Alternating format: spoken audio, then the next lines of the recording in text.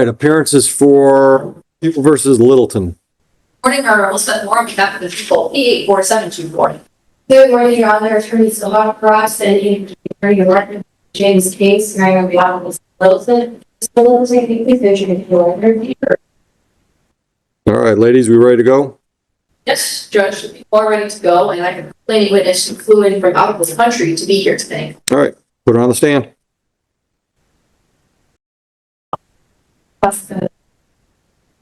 Your Honor, I mean, Mr. Littleton, to refer the competency at this time, defense counsel is adamant that Mr. Littleton is no way understanding the nature or the object of the proceeding and cannot.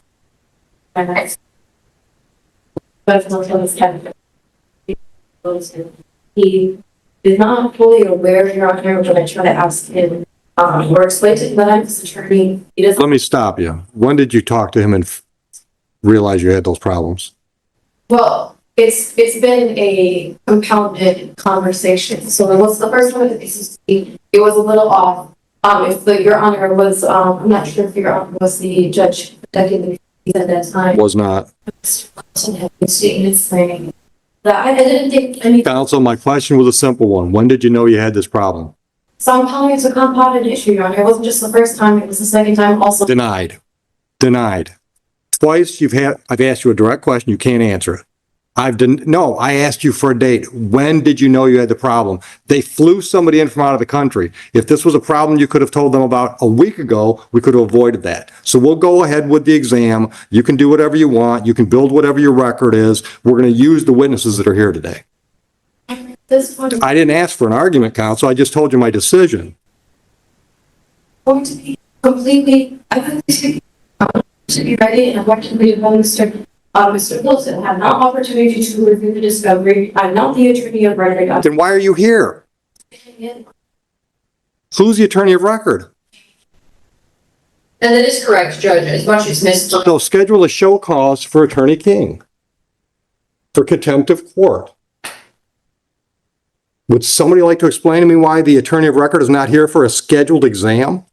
What is understanding that there is a different matter that he's attending to at this time because I was going to come here anyway and because Mr. Wilson was going to refer to competency. No, he wasn't. No, he wasn't. You were going to ask for that.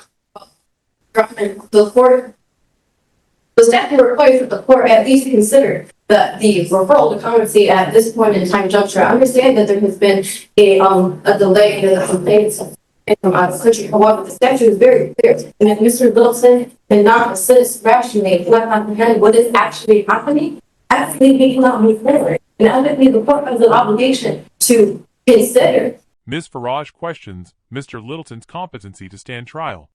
Courts have ruled it's unconstitutional to prosecute someone mentally unfit. Michigan law requires a mental exam and report before the court can proceed.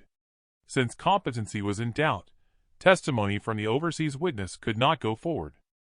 Here's what I consider. Your office is continuing to do this to the court docket with attorneys that are scheduled, that don't show, don't call, just ghost us. We've got attorneys that show up the day of the exam having never spoken to their defendant repeatedly, day in, day out. Every Wednesday we have the same thing. Your office is disrespecting the Wayne County bench. Is that clear?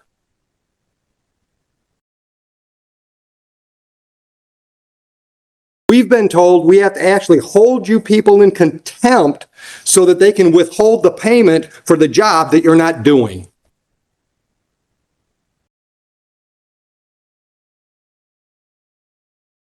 Would you like to say anything? Judge, I just asked for an opportunity to make a fair record, if I may. Go ahead. So first of all, I would like to note that this is my first time actually working with Ms. Farage. This is not, I believe, her choice. I believe she was sent here by Mr. King. Oh, it sounds like they threw her to the wolves. I just want to acknowledge that. I don't think that this is a problem for me. No, she's just lucky enough to be the one I yell at. Yeah. Judge, I contacted Mr. King. I called NDS last week, contacted them specifically so that I could figure out ahead of the PCC who the defense attorney was. I found out that it was Mr. King. I contacted Mr. King. I got a hold of him that day. It was the day before the probable cause conference. I let him know that I was personally sending him the digital discovery so that he could review it. I indicated that there may be some competency concerns, and I asked if he would let me know if he would be referring for competency. I also let him know that I spoke to the out of the country complaining witness, confirmed that the next 4 to 6 Wednesdays are free in her schedule, and let him know that we would be flying her in, and told Mr. King that I would make any of those days work, but that if we scheduled an exam for her to be flown into the country, and Judge, this is very important, this happened at the airport, so flown into the airport, that she was sexually assaulted in, that if that happened, and if she came here, we were holding this exam, because I was not going to have the victim come all the way back here, only to be told that there was an adjournment request, or have him be referred for competency. I asked Mr. King that. I did feel at the time like he was dismissing me, but I also recognized it was pre-PCC. The PCC happened. I appeared early. I was not present when the actual date was set. It was set for 7 days out. We did everything that we could to get the victim here. I had the officer in charge meet her where her plane landed at the actual gate to get her from the gate through the airport. Again, she was sexually assaulted into her hotel to keep her calm because she's been extremely traumatized as a result of this. Prior to this, after all the arrangements were made, I started calling Mr. King 48 hours before the victim needed to leave to come here, just to confirm that he was not planning on asking for an adjournment for discovery, to confirm that he was not planning on referring the defendant for competency. He refused to call me back, refused to answer my text. I got a call from him this morning at 8:30. It was the first time he has spoken to me since pre-PCC last week. And that is when he told me that he had not spoken to his client, that other members of his team had fortunately stepped in to speak to his client for him, and that they were concerned about his competency, and that he wasn't sure if the defendant would be able to sit through with this hearing today. This is totally unconscionable. The prosecutor says she tried to contact Mr. King before flying in the witness, but he never responded and admitted he hadn't spoken to his client. His absence raises serious ethical issues. Lawyers must be competent, diligent, and communicate with clients. Mr. King failed on all 3 fronts. I told Mr. King that we would address the, because to be fair, Judge, Mr. King better bring a toothbrush when he comes for the show cause. Please send that message. Clear?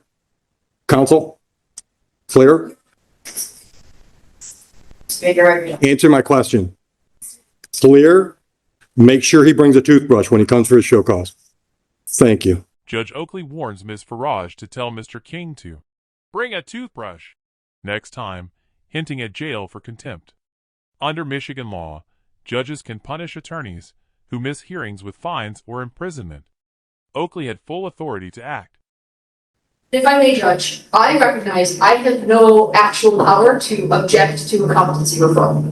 And I recognize that. But the way that this was handled, it is one thing to inconvenience me, and I have a lot of respect for the Neighborhood Defender Services. There are several of them here at this courthouse that I have so much respect for. Me too. But how this was handled was completely inappropriate, and I told Mr. King that until there was an actual issue in court, we were here, we were ready to go, and I'm at a loss, Judge, because ethically as a prosecutor, I know that I cannot push to proceed when there is a genuine referral for competency. I don't want to compromise my ethics, but this is extremely difficult for the position that we are in, and the reason we're in this position is because of Mr. King. If I may, Your Honor. Yeah. Go ahead. Well, thank you, prosecutor, for the procedural history, and I can't speak to the conversations of the prosecutor had with Mr. King directly. However, I will remind or just say that at the times and moments that Mr. King was stating that he did not intend to refer to competency until after buying over, that those were true statements, and it wasn't until understanding the actual, and not to get into privileged communications and client confidential conversations that we've had, that even at this preliminary examination, even if it is probable cause, and even though he's told the prosecutor that we don't intend to refer to competency until later, it was clear that Mr. Littleton has an issue understanding the order, nature, and proceedings, as well as not being able to assist rationally in his defense. So it's not to say that Mr. King wasn't being honest or truthful, but He was being lazy and unprofessional, counsel. He never spoke to the defendant. Your Honor, Unless she's lying to me, King told her he'd never met with Mr. Littleton. Other people from his office had. I wasn't part of that conversation. I can't speak to them. I'm not Then I'm going to take her at her word. lying. Just saying that all the other times that she was speaking with Mr. King and he made the applications and the intention of holding this exam, that was his intention. It wasn't to be dismissive. He wasn't refusing to communicate, that he was figuring out.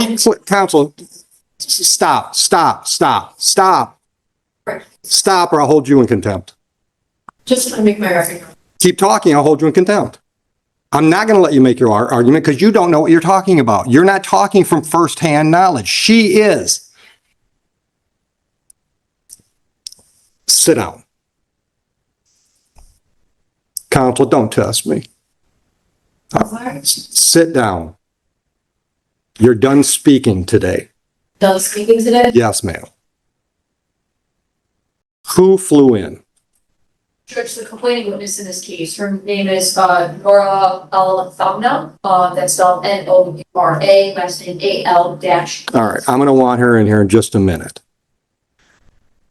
Do the paperwork so we can send Mr. Littleton for his competency, which will be 6 months down the road before we hear anything. You guys can take Mr. Littleton back into lockup. Bring your complainant in. This podium, yeah. Right here, ma'am. Right here. Yeah. Did you tell her what happened? I did not. I told her that there was an issue and he wanted to see her and that I would explain as instructed. So we're not going to have an exam today. I wanted to apologize to you personally for making you show up and put you through this and have nothing of substance happen. I also want to know exactly, with documentation to counsel, what it costs you to show up here today. Because if I find the attorney in contempt, I'm going to charge him for your costs. You understand that? All right. I just wanted you to hear it from me personally that I apologize on behalf of the system. I apologize to you because the system is not treating you well. Thank you, counsel. Ms. Moore, anything else? Thank you. And again, I just want to acknowledge that I do not believe that Ms. Farage did anything. She was just sent here. I don't disagree. Judge Oakley ordered a competency evaluation, pausing the case until October 15, 2025. This shows how missed meetings and poor communication delay justice, create uncertainty for defendants, and put lawyers at risk of contempt or ethical violations.